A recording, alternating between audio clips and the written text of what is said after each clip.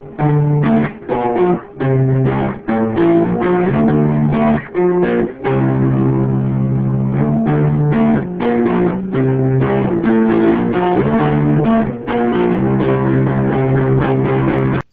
and welcome to the All About X-Men Comics podcast, where you'll find recaps and reviews of all the most recent X-Men comics, as well as previews for upcoming issues. Please keep in mind this will include spoilers and adult language. I'm host Scorpio Moon, pro blogger and mutant rights activist. Hosting with me is Johnny Alpha, and after reading our selections this week, I think I too would be a fan and go check out Magneto crime scenes. I think that'd be a really awesome thing to get into. Yeah, man, I've already got my Was Right shirt printed. So, Magneto number 2 will lead us off, and after the big action finale of last issue, this issue lets you catch your breath a little bit in the beginning. We start in the aftermath of the police station, where S.H.I.E.L.D. is on the case, listening to witnesses describe Magneto as a tornado of terror. It's a great metaphor because it describes the man and his mutation as literally being a force of nature, which they are. Not helping any are the Magneto groupies hanging around, complete with Magneto was right t-shirts. You can't be in here. What are you guys, reporters? No, we're not reporters. We're fans. That's pretty gangster, you know what I mean? Like, especially in the wake of what happened. But I guess, like, for a Magneto crashing things, from what I understand, the only person that actually died was the poorly made Sentinel Prime that was in the jail cell, right? Yeah, that's the only person who died, but you do see a ton of people injured, scrapes, bruises, cuts from debris all over the place. So again, they're trying to focus on some of the real-world consequences of what might happen when you do things like this. Like, you can't just create a whirlwind of metal and not have anyone get hurt. Right. But, I mean, he showed some restraint. I mean, old-school Magneto, he would have, them secretaries, all the cops and stuff, he would have made sure they all got cut up completely, you know what I mean, diced. And, like, it's cool that, like, even with his mission and stuff, he sees that not everybody's a target, you know what I mean? And, like, even later on in this book, he's really starting to have some kind of odd compassion to the lesser peoples of the world. Yeah, he's not necessarily crushing them all like ants underneath his boot, or whatever little simile you would want to use. He's still working solo, trying to track down the bastards who are turning homeless people into unwilling Sentinel bombs. And when he gets to one of their 10 cities, the place where they are snatching these homeless people from, the lousy conditions there remind him of, well, a ghetto. Even the way people shuffle about with lifeless looks, knowing they could be the next one packed into a train and sent to oblivion, it brings flashback memories to his youth in the Holocaust living in the Warsaw ghetto. Magneto remembers a time when he and 2 friends snuck out to steal some food to feed their starving families. They got caught, or at least one of them does, and the boy rats out his friend, thinking he'll be spared, but gets shot by the Nazis anyway. Just such a brutal and ominous scene, you know what I mean? It really just made its mark without having to do too much. What I love the most about it was when Magneto reflects on what could have happened if it was his name the boy gave instead of his other friends, how he, most likely never would have lived, never would have survived it. The way Magneto looks at it, it's so poetic. He compares Levi, the other friend who was killed, he looks at him as like a sacrificial lamb, sacrificed to let Magneto live, to become the Magneto he was meant to be. He believes he was meant to change the course of history. It's the best highlight, I think, of the series, these 2 issues so far, because right there in that moment, as I was reading those words, is when I said, nailed it. Like, yep, right. That is so Magneto. Even in the stripped-down version, that self-righteous, grandiose, like, that is Magneto. Right, the guy said Levi's name to spare him and also taught him the valuable lesson which ends this book. I mean, like, it really was quite a way to turn a phrase, and like you said, nailed it. I mean, like I said, this book, it could be more brutal, they could be doing a lot more, but I mean, they're nailing it, and like, they're making their mark without having to do too much, which I think is always great when a creative team's able to do that with the title. And nailed it was no bad pun intended. Right. I mean, like, there is some good gore at the end of this, man. Some really, really awesome nails in the face, and he, like, sticks the nails in him and then yanks them back out of him. I mean, like, damn, that had to hurt. You ever get a nail in your hand at work? God, it sucks, bro. Yeah, so imagine a whole ton of rusty ones going in and out of you, because that's basically what Magneto does, and that's my second favorite part, all that violence, because Magneto is just waiting in this homeless tent city for the gang to come around and recruit their next would-be Sentinel, and when they show up, Magneto, he ambushes them and just kills all but one of them with a combination of rusty nails and his bare hands. You could just absolutely indulge in these violent scenes. I mean, I know Magneto sure does. Well, and I mean, he really, like I said, he really feels bad for these homeless people. He strikes a chord with them because he was in that place once. At this point, they kind of, the people that were kidnapping him, they were picking them up and like promising them work. And once the homeless people started realizing that, hey, these guys aren't coming back from this, they started telling them no. And these guys are just coming and taking them with force, with guns and stuff. So like, in a weird way, Magneto takes it upon himself to protect these homeless people in a selfish manner, of course. I mean, he's doing it for mutants, but he's also, in a roundabout way, saving these people, which is, I kind of found a little interesting as well, that he's almost like a Venom Lethal Protector kind of character in this issue. Yeah, blurring the line somewhere between anti-villain and anti-hero.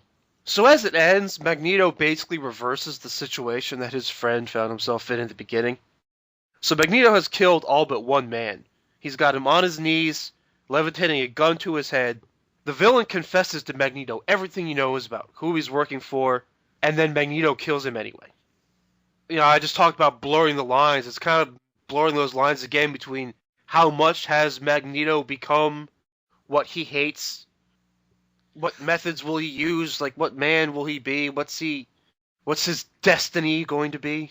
He breaks it down at the end, explaining that Levi's death, and when that Nazi did that to him, it taught him a lesson about desperation and using the methods that you need to get the answers that you want.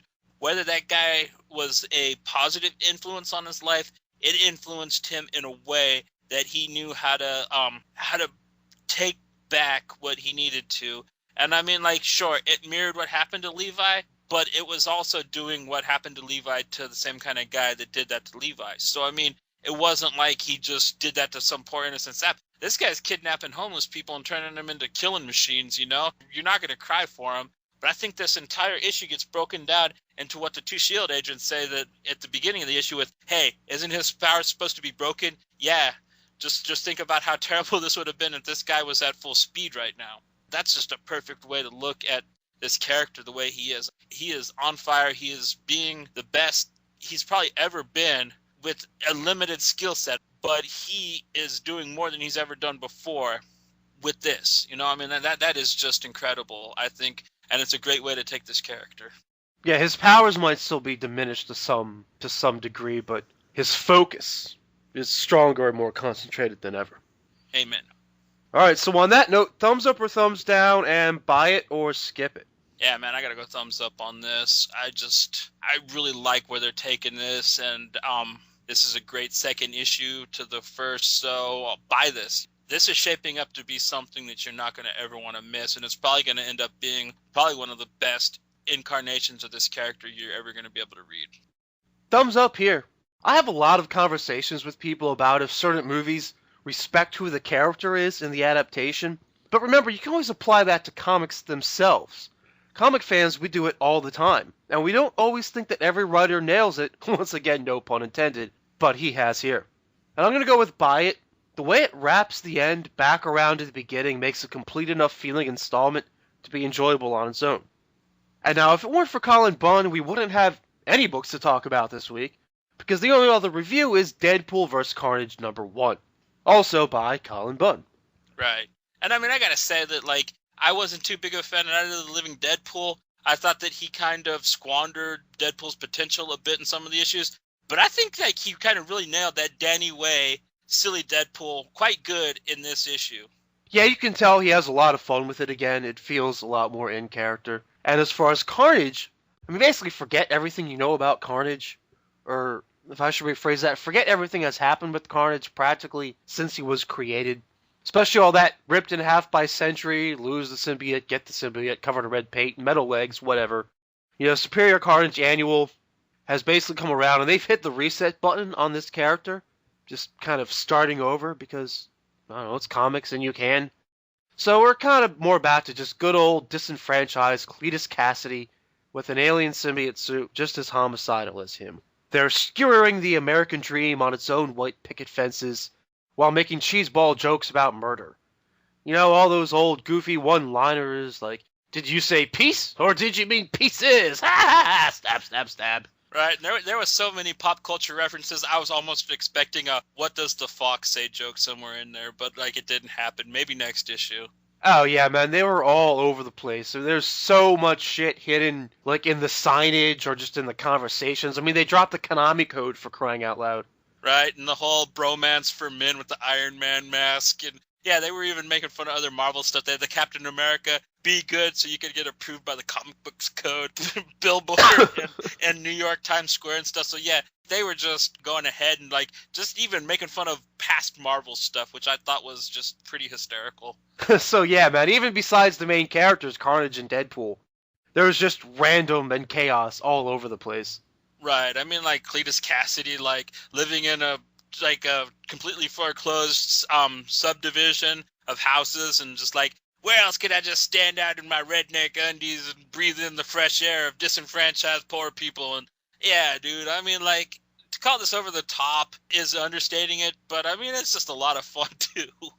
Yeah, I guess old Cletus is taking his fashion advice from Crossbones now. Right, I guess I mean, at least he didn't look like a Abercrombie greeter on Halloween, though. He looked more like Kid Rock on hiatus, I guess. Yeah. He just looked more like a typical, backer chewing redneck sitting on the porch. And it is kind of funny how they keep referencing Cletus Cassidy as a redneck. I don't know, like maybe that aspect of the character has been ignored a little bit. Well, his name's Cletus. I mean, like, you say that name, I think of Carnage. And I think of Cletus, the slag-jawed yokel. So, I mean, there's only so much you could think of with a man with that name, you know what I mean?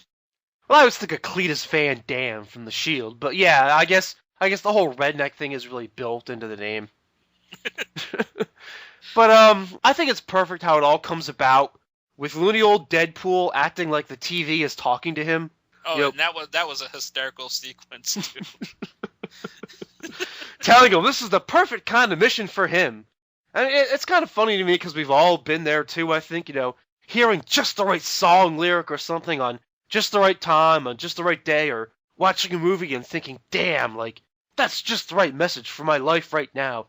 Maybe it's God talking to me. And, Deadpool's just like, the TV people are talking to me. And all these random little occurrences make him decide that he's so random that he's the perfect person to track down a random killer like Carnage. Maybe it was actually Forget-Me-Not changing the channel on the TV to just the right moment for Deadpool. That would be neat if they do throw him in, you know what I mean? Like, of course, it could definitely be like that kind of odd tie-in because Forget-Me-Not's the guy that like always sends these mutants on the right path, without them even remembering it, poor bastard. But yeah, I mean, like that would be kind of fun if they did throw him in there. I'd actually like to see them kind of just draw him in the back of panels, just to kind of give you that idea in some of the newer X books, that'd be kind of a actually cool idea, I think. Yeah, I think Forget-Me-Not needs to become like an Easter egg or something. Anyway, so Deadpool figures takes one to no one and decides to hunt down Carnage, who's on the loose and just randomly murdering people. Now, I thought this book opened awfully bright and colorful for a book that I knew was going to be violent. And while it's not graphic detail, they do let Carnage murder people on panel. Yeah, and I don't know, it's over the top, and it's almost like you said, it's silly murders with, did I say piece or pieces? The whole, you got swords, I got mine, and bullets, who needs them? And he's like shooting his little symbiote spikes at Deadpool, and like, there's some awesome violence, but it's not believable. It's nowhere near like say in Magneto issue 2, with the nails going into people and then getting yanked back out. It's not on that level of brutality. It's almost like watching a movie like Crank, you know what I mean? Like, you're not really thinking that, like, oh, wow, yeah, Chelios could really stick a shotgun up a Vato's ass like that, It's just an over-the-top, odd-ass movie. And, like, Deadpool is kind of very Chev Chelios, in my opinion, so. It's fun to take it across that spectrum, though, with the violence. While both books are very violent in different ways, Magneto could not be, like, just more hard-hitting and brutally honest and real-looking. And then you've got, like, these Looney Tune murders in Deadpool versus Carnage. It's like Killer Clowns from Outer Space out here or some shit. I've been trying to tell people, don't ever put these indie guys down. I mean, they will surprise you every turn of the page. And like I'm usually right when I say that about these guys. And Colin Bunn, he's one that I've been watching for a long time. I mean, if you've read like Six Gun and Helheim, they're kind of odd, like silly mythical tales. One's about cowboys, one's about Vikings. But I mean, like you could see the raw potential. And when I saw him jumping over to Marvel, I had no idea that he was going to write something as brutal as Magneto, because it is so much different than anything I've ever read of his. I don't want anybody else writing that book right now. He owns it, and I am so happy to see him pull this style out. He's phenomenal, and then he can turn around the same week and put out this Deadpool Carnage book. Like you said, it's Looney Tunes, man. And I mean, like, it's definitely graphic, because like there's a scene where they pretty much inferred that Cletus Cassidy murders a family with small kids in a restaurant at the beginning of the book. But I mean, it's so over the top that, I mean, it doesn't even register on that kind of level, like as if that same scene would have happened in the Magneto book. Yeah, the Magneto book, the pages are literally dark, and it's down. And then in this book, it's bright, and it's all colorful and open and cheerful, but it's filled with the blood of innocence. And Deadpool decides to step in here in this case, and when Deadpool finally catches up to Carnage, they have that cartoony kind of fight that only these characters can really have. Or at least they start to, before Shriek shows up and blasts Deadpool's face off, leaving us to our cliffhanger. Right, with a really cool panel of him with his like face melted off kind of. I thought that was like a really nice little bow to put on this issue. Oh yeah, that was a very well drawn scene. It evokes some of your favorite memories of face blown off scenes, like Indiana Jones or something. Indiana Jones and RoboCop with Emil's melting, yeah, like that kind of imagery. Yeah, so that was a great way to end it. And I'm kind of happy to see Shriek back. I mean, her relationship with Carnage has obviously been strained a bit throughout the history of that. And I'm not trying to say like, ooh, I can't wait to ship Shriek and Carnage. But I've always kind of appreciated their association, and I like Carnage and his twisted little family. I know that the point with Carnage now is to kind of boil him back down to basics.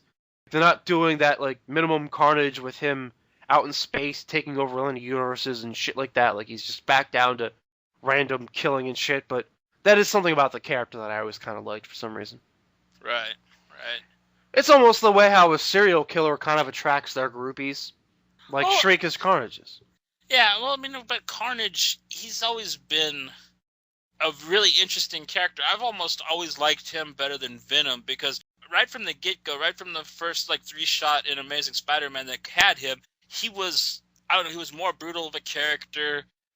It really was, I mean, like, of course, they had Spidey and Venom team up to take him down, but that was, like, one of the only, like, Spider-Man books I ever got into when I was younger. I'm not a huge Spider-Man fan, but the character design is just incredible, and just the backstory, the fact that he is just a despicable and like the worst human being possible, given this unreal power. It's nearly terrifying, and it's almost great that they can have this much fun with the character like that, you know what I mean? So, thumbs up, Marvel, you know what I mean? Like, you guys are fucking nuts, and I love you for it. Yeah, man, Carnage is a character I like a lot, too. I remember some of my earlier Spider-Man books involved the first appearances of Carnage. I remember having that like gatefold like inside the comic book poster that pops out. It was like a yellow background. It had Spider-Man and Venom and Carnage.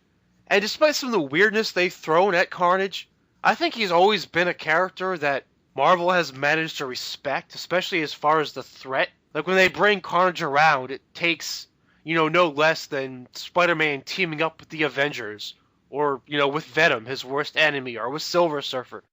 Like, it usually takes someone major to take Carnage down. And I like that he's remained villainous. You referenced the Lethal Protector earlier, and it's like, they do this with so many villains. As soon as they become cool, they try to humanize them a bit so they can give them their own series. And they never did that to Carnage. If they did, if they took the Carnage suit off and they tried to, like, put him on, I don't know, the Scarlet Spider or something, I'd be pissed, you know what I mean? It's okay that Venom is on Flash Thompson and he's a good guy. I actually think that that's probably the best thing that they've ever done with the character since his first appearance as Eddie Brock and stuff, so I mean, like, I'm happy with that, but if they try to replicate that with Carnage, I'd be pissed because they already have Toxin out there as well, you know what I mean? So just leave Carnage alone. He's brutal. Don't pull him out all the time, but when you do, like, make sure he's vicious, make sure he's evil, and I keep that character design as crazy as possible, you know? Yeah, I'm with you on Flash, man. I mean, because he's got that history with Spider-Man, pairing him up with just the symbiote is kind of an interesting combination. Like, I can kind of deal with that a little bit. But yeah, the last thing I need to see is them turn Cletus Cassidy into Dexter or something. Right.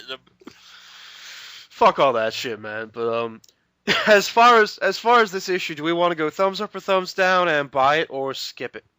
I'm gonna give this a thumbs up. Like I said, it's very enjoyable. Great art. The Glenn Fabry cover is phenomenal, and I'd say buy this. I mean, this is a good little first issue, but maybe wait for the trade too. I mean, like, it's not on fire. Buy it. I'll go with buy it. I'm gonna go thumbs up. It's pretty much everything I thought it would be. I'm happy, and I'm gonna go with buy it. If anything, because there's only one other book from this week anyway. And these two, Magneto and Deadpool, make a great violent combo meal. You know, one is dark and depressing as possible, and the other as a gleefully bright murdery counterbalance.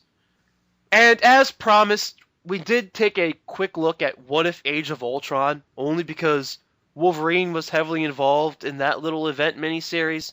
So we thought, well, if a mutant's going to be prominent in this, we'll take a look. But What If Age of Ultron doesn't really have anything X-Men-wise. You're not missing anything on that front. Anyway, on to the previews. The next week is going to be another busy one. And boy, is it all new. Seriously, this shit is crazy. And also expensive. But seriously, look at all the all-news. We're going to start out with all-new Dupe #1. Yes! It's about goddamn time! Yeah, man, so it's mostly going to be about Dupe, behind the scenes in Battle of the Atom. I mean, as long as everyone else is playing with Battle of the Atom, we might as well live in that event timeline a little bit more. And Dupe, I mean, almost kind of like the other guy we referenced, Forget-Me-Not, is like always in the background doing shit, especially when it concerns the Jean Grey school. So I'm curious what they're going to do with it, and I mean, according to the little solicits, it's going to heavily involve Kitty Pryde at some point, which also has my attention. Awesome, and it's also written by Pete Milligan, one of my favorite but lesser-known X-writers. I mean, he wrote regular X-Men for a while, also wrote the X-Force, which turned into X-Statix with Mike Allred, which, if you haven't read that, man, I highly suggest checking out. Like X-Men Legacy was, it is the total Vertigo X-Men comic before X-Men Legacy. It is just so much different than any mutant book you've ever read, but it's so much damn fun and just so insane. So, and that's where the Dupe comes from, is from that series. So it's so great to see the Master back with his creation and, you know, messing with modern X-Men stuff. I'd actually like to hope to see maybe a couple X-Statix show up, like Dead Girl or the Anarchist, a couple of ones that are still alive, Vivisector, you know, ones that didn't get killed off at the end of the series. That would be kind of interesting too, but I'm not holding my breath for that. Well, you never know. The Dupe might need to call in some help from a couple friends. Right? A little nasty booger, whatever he is, man, I like him. Also all new is going to be All New Ultimates #1. Now, Kitty isn't introduced with the team. She wasn't there to form it at the beginning in Cap's funeral. At least this is what I'm looking at based off some of the preview pages. But we know from Survive that she's going to have a part in this post-Cataclysm Ultimates world. And yeah, I'm all about the Shroud, a.k.a. Kitty Pryde from the Ultimates universe. She's so badass. I mean, I like that they're making the Kitty in the 616 even cooler, but I wish that someday the Kitty in the 616 can be as badass as this Kitty. And I hope they don't make her lame in this new incarnation, because, you know, like Nick Spencer and Brian Wood, the people that actually really defined the character and brought her into being this crazy freedom fighter badass, aren't involved in these books anymore. But I really have high hopes that her character remains strong and as badass as she's supposed to be. And I second that. It's also got Nolan Woodard on the colors, my favorite colorist. He's been doing Avengers Assemble, but of X-Men work. Loki, I think also. I don't read that because it's probably printed in Asgardian. But still, that's one more reason for me to be looking forward to it. You and that Asgardian plot, man. I'm not gonna let it go, man. I'm not. So sticking on the all-new trend, after all-new Dupe and all-new Ultimates, we also get all-new X Factor number 6. I've been waiting for that. I was hoping that would have come out this week, but whatever, man. I can't read this book fast enough, you know what I mean? And especially with the way the last issue left us with Warlock kicking it with his dad, you know, them not knowing what's going to happen with him, but you know already that somehow Warlock's going to end up part of X Factor, and that's going to get wrapped up in this issue. I can't wait to read it, man. And, like, I really like the way that this team's coming together. It's so badass to see that the new X Factor is going to be Gambit, Polaris, and a bunch of new mutants. I mean, that's just a great idea for a new team, you know what I mean? Because I love the New Mutants, I love X Factor, and both of them have been recently canceled, so why not put them together? That's a fucking awesome idea. Yeah, man, it's almost kind of like when they combined the two X-Forces a little bit. Right. But yeah, man, the team is almost all together.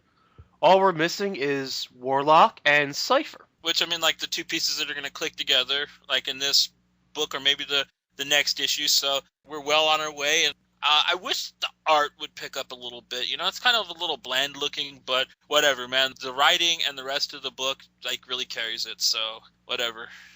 Well, it seems like the pencils and the inks pretty much stay the same from issue to issue. The main thing they change up is the coloring. Like, last issue, they added a little more blue to the yellow. And I think this issue, they're going to add a little more red to the yellow to kind of break things up a little bit. Okay, well, whatever. Yeah, I really hope that they kind of spice it up because I'm not going to bag on it. I love the book. It's just, yeah, it's kind of a little blandish looking, you know what I mean? Especially how flashy and on fire everything was in the previous incarnation of X Factor. I mean, it really had some phenomenal art all the way through it. And this one, it's almost keeping up with that. I don't know. I mean, like, I like that Marvel's going with this entire indie style. You know, they got all these indie writers and all these indie artists, and they're letting them run with it. And they got a lot of their books looking like Image and Dark Horse books, which I think is really cool for Marvel to actually run with. But I don't know. Like, I just wish that the X Factor book looked a little better. But like I said, the story carries it, so I'm not. It's just a minor nitpick in my opinion.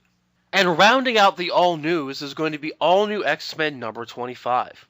Which, yeah, is another one that I really want to read after the doozy that we got in Guardians of the Galaxy's last issue at the end of the Child of Jean Grey. So, I mean, like, the rest of the X-Men are back on Earth. You know, Cyclops is up playing Space Pirates with Daddy, you know, and we're going to get to see, like, what's up with Jean Grey, what's up with Beast, you know, how they're taking it. Pretty sure Iceman don't give a shit. He's probably got some weed somewhere, and he's going to be, like, hitting on X-23 or something, you know, Lord knows with Bobby, but yeah, this is going to be a great issue. I really need to get my hands on it.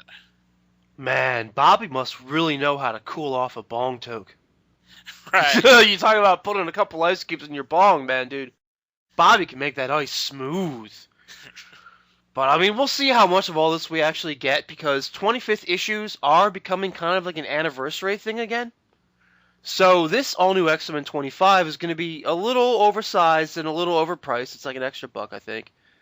It's going to have extra artists galore. There might be like some side stories. It looks like all-new X-Men 25 is going to be kind of one of those how far have we come issues, or how far could we go. I think a lot of it is going to be about what's happened to the X-Men without Xavier's influence. Like, you look at what's happening to Jean without that elder mentor to help her mold her powers and control her emotions and what she's turning into, and how, you know, Colossus used to be a more peaceful character. He used violence as a last resort when he was forced to, and now he's running on teams like X-Force. Well, he's got Domino playing with his penis telling him what to do. I mean, like, you know, guys are very, very willing to do whatever, you know, when something like that's going on. So, I mean, like, you can't blame him. And, like, he's had a really rough shake, you know what I mean? Like, he's died, he's come back. Kitty died, she came back. You know, it's not easy being Colossus. And that whole shit during AVX, which most people try to forget, but it still happened. You know, magic really did a number on him. And, like, he ain't been the same since that. So, I mean, I think that's what they're going to be kind of playing with the character from thus far. Well, either way, I'm looking forward to it. Right, me too, whatever. I love all new X-Men, and I'm pretty sure that it's going to be a nice retrospective look at whatever. So yeah, after this episode, we've got all new Dupe, all new Ultimates, all new X Factor, all new X-Men. We might as well just call our podcast All New All About X-Men Comics Podcast Point Now .nih .original sin . Also coming up for the next episode is going to be Deadpool number 27, because Deadpool just keeps showing up everywhere, and this is going to be another super oversized issue. Like, this is going to be like a $10 comic book. Damn. Whatever, man. Deadpool's crazy. The guys that are writing him are crazy. I really like the way the series is going, so I got high hopes for it, whatever's going to happen in it. The last two issues, I thought they were phenomenal, so...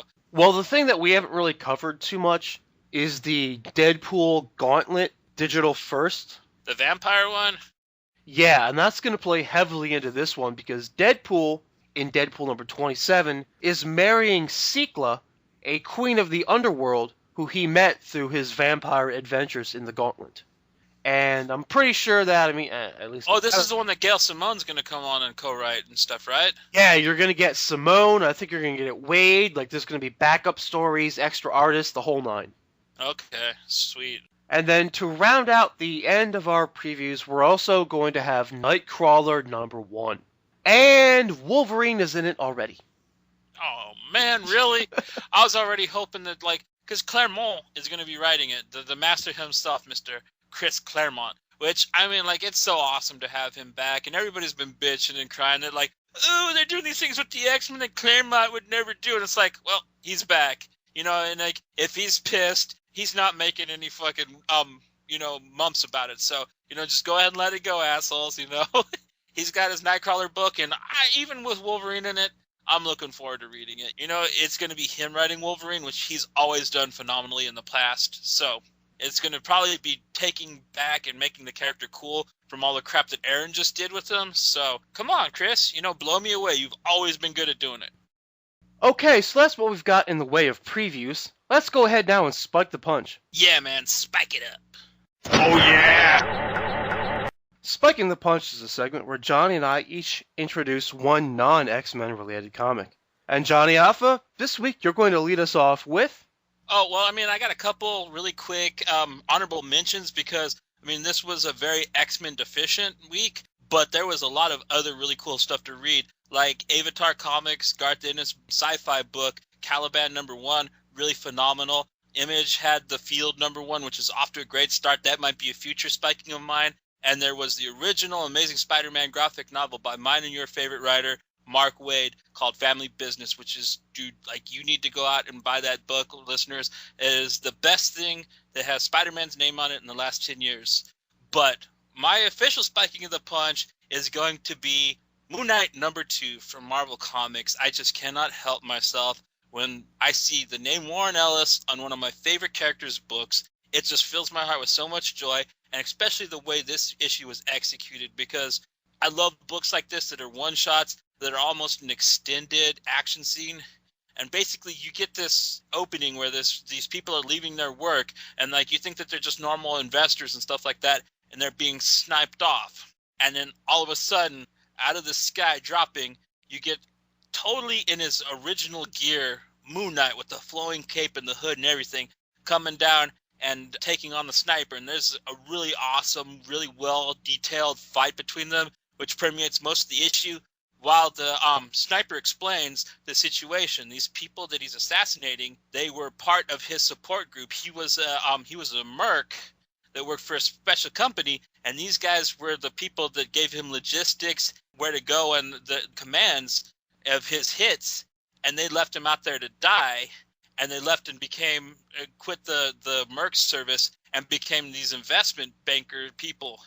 So, he was getting his revenge, which, of course, if you know how Mark Spector became Moon Knight, you can see how he could almost strike a chord with this character. But as a true defender of justice, he still had to take this guy down with a very kind of tragic ending with one of the last guys that was still remaining in the building blowing said sniper's head off in front of Moon Knight, which basically we end with this really stoic line that nobody ever escapes owing the bank, which is a message that only Warren Ellis, a message that he really likes to slap you over the head with. He loves his little political messages wedged in his weird books, and I just love how he is mirroring his awesome supernatural noir Image comic fell with his new run of Moon Knight, because I loved Fell. I hated that it never got an ending, so I really like that he's kind of made Moon Knight his new Fell. So one of the ways that you're spiking this week is an absolutely great one, is how kind of experimental it is. I mean, at least maybe if you only normally read, like, normal comics or whatever. So they've got full panels of red that show them being shot, and then white, I guess, is the blankness when they're dead. It's a very cool thing they do. Maybe it's a bit overdone because there are so many of them, and when people are paying for a full comic and you're getting that much white paper, you're kind of like, huh? But I think especially with Moon Knight and this series, negative space is art. Right. I mean, it's stylization. It's something that you're going to have to expect from somebody like Warren Ellis. I mean, his books are always full of it. If you read Authority or Planetary or any of his really stuff that he takes serious, there is hyper stylization, like especially the books that this one's modeled after, like say Fell or Desolation Jones. Those are very hyper stylized books, and he's bringing that element to his vision of Moon Knight. And that's exactly what they do visually with the characters. Like, Moon Knight is the white space in the book. You see this so many times where, for example, Moon Knight's giant white cape, looks really cool, and it forms this giant crescent moon when he comes in full hero mode, high-tech gliders and all. I think he really is like a cooler Batman, where he's always prepared with whatever kind of tech it takes to fit the case. And with this guy, it also means whatever personality fits the case. Right. I mean, I think that what we learned about how he's going to be taking him in the first issue, I think that like these first 4 issues are going to set up the 4 different phases of Moon Knight. I think that there's probably going to be the 4 different looks that we're going to have to get used to. The suit, the classic, and I think there's going to be 2 more that we're going to be running into in the near future. Yeah, man, you broke it down with all 4 last time we spiked with it. And that sounds about right, how they're going to set up each one before they really dig into it. I also really love the grappling hook weapon. I mean, the whole fight you talk about where it goes on for a long time. It's an almost completely silent fight, but it's very well animated. And this guy just cannot get a good shot on Moon Knight. Like, Moon Knight almost has this magical deflection of bullets. He even has a line where he's like, "I'm not real." It's very spooky.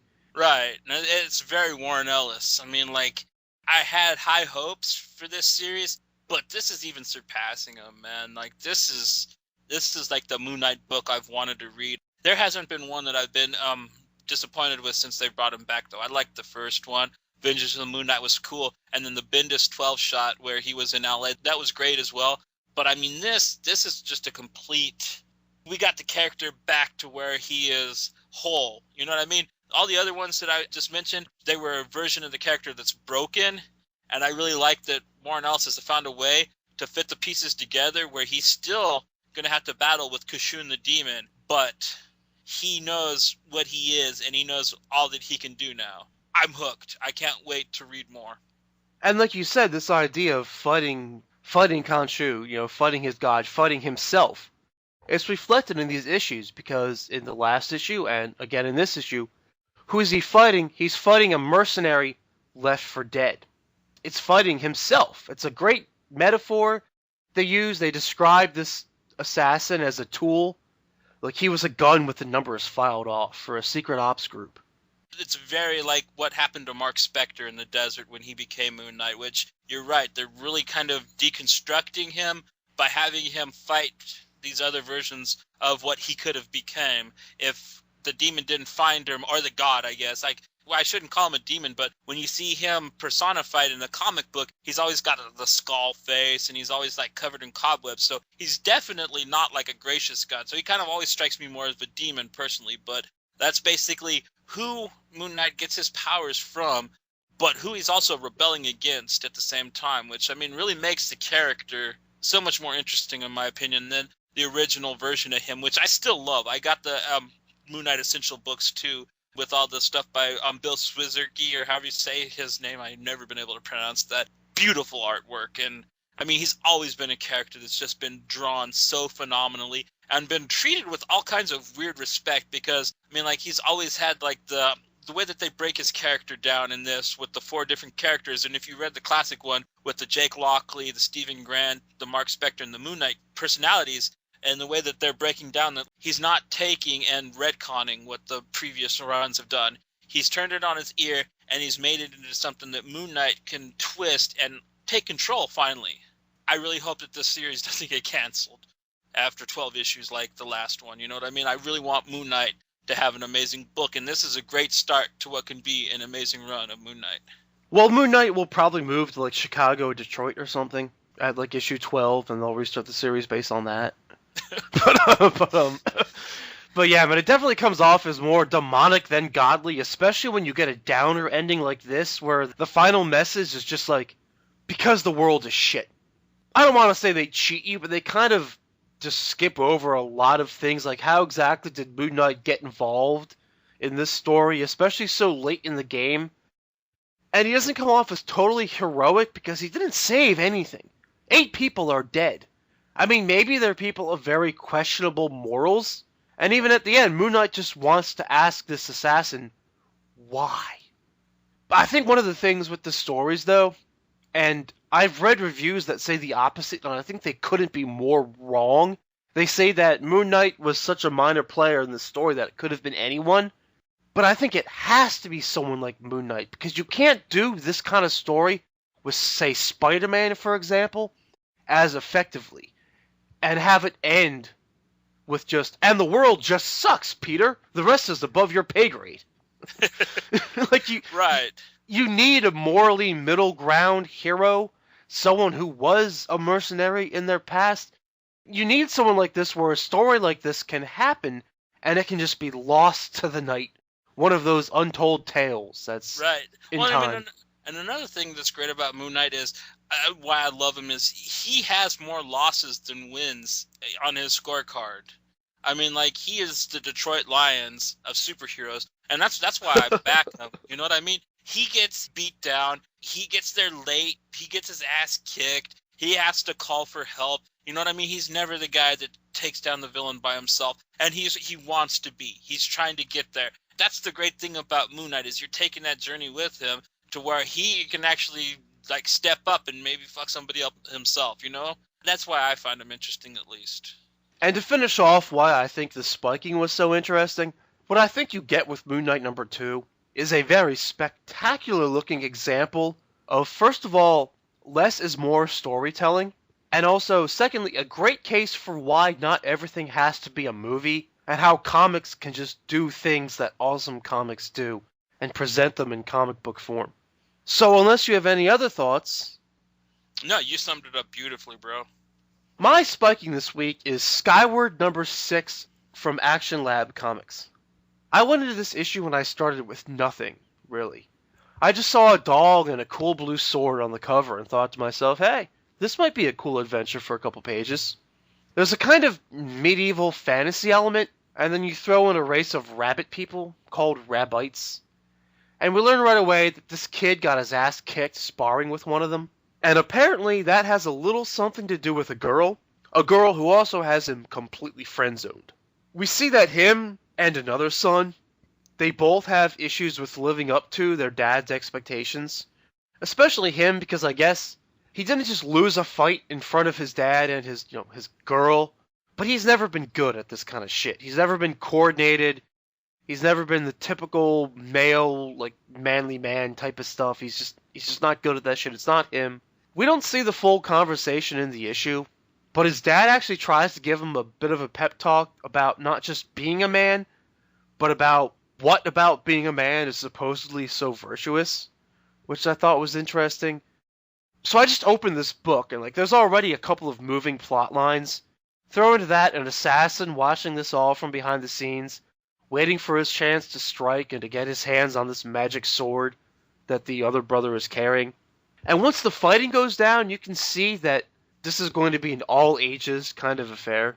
Like, sure, you can swing swords and lunge at people with claws, but you aren't gutting people or anything. This is probably, like, the nicest issue of any comic we've talked about so far in this episode. You know, they beat the bad guy by doing a spin move with a flowing part of his costume, which sounds like this guy could have used to learn a lesson that Aranya learned in Avengers Assemble? About not having shit hanging off your costume? So it's kid-friendly. I mean, there's a talking fucking rabbit, or a rabbite, for Christ's sakes. But with all that, I think, came a surprising amount of complexity. There are things like you don't have to beat the villain, but just stall them. There's interconnections in all these character relationships. There's a lot of detail. I think there's a lot of meat on the bone here. I gotta agree. I hadn't heard of this title until you recommended it for Spiking, and I've only read this issue. I want to go back and get the other ones because I'm enthralled. I mean, like, I loved the art. It was very vivid. I like the characters. I really get the feeling that the writer and the people that did this are huge anime fans. I mean, like, that's like a really no duh. If you look at the character designs and the plot outline, it mirrors some of my favorites that I've read. Of course, it's a little more all age. Animes are a bit more, usually a bit more violent, but I don't know. I like that about it. Like, this is something that you could read, and then you could let a kid read, like your nephew or something, and you wouldn't feel too bad about it, you know, and like it's also something that you would enjoy yourself. But your thing about the talking rabbit, I mean, that doesn't necessarily mean that it's got to be cordial and nice. I mean, like, I've read Yosagi Yojimbo since I was in junior high, and that's one of the most vicious, like, samurai comics I've ever read, and he's a talking fucking rabbit. So there are exceptions to every rule, but man, this was fun. You know, this was a nice little adventure comic. It's definitely, like, if you don't read manga or watch anime, this is definitely going to be like a different kind of take on medieval stuff for most American comic book fans. So, like, I really like this Spiking. You know what I mean? It'll open people's eyes to maybe the way different cultures handle stories like this. So, I mean, like, phenomenal Spiking, Squirp. I mean, this was a cool little book I'd never heard of until you recommended it. And I never heard of it till I saw the cover and said, why the fuck not? That's how you get into some of the best stuff, in my opinion, man. Yeah, so never downplay the importance of having a decent cover for your book. Don't try and just tell me that the cover is nothing more than a simple piece of advertising. Your cover is important, and your cover artists, they deserve credit for what they do for this series. Now that ends the Spike the Punch segment. So let's end the episode with a badass beatdown. Right on.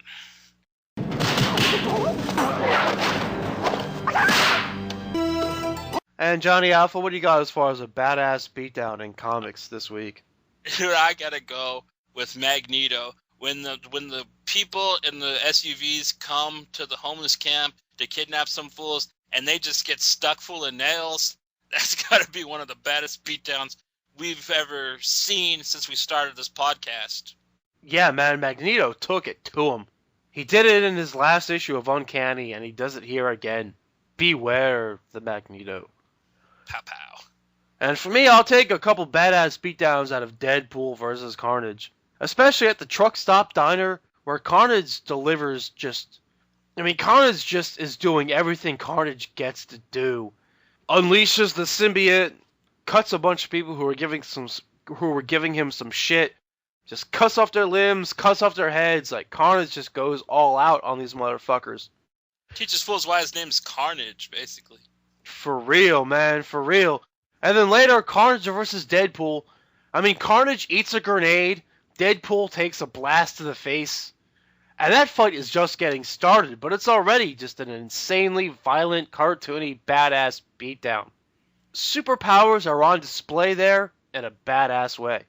Right, I mean, the fingers growing back after the grenade blast, I mean, that was kind of the most gruesome part of the issue, I think, man. No doubt, man, no doubt. Okay, so don't forget that our social media home is www.facebook.com/allaboutxmencomicspodcast.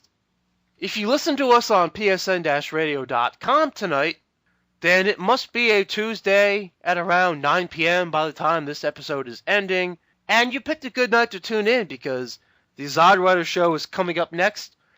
Otherwise, I'll see you next time you decide to press play.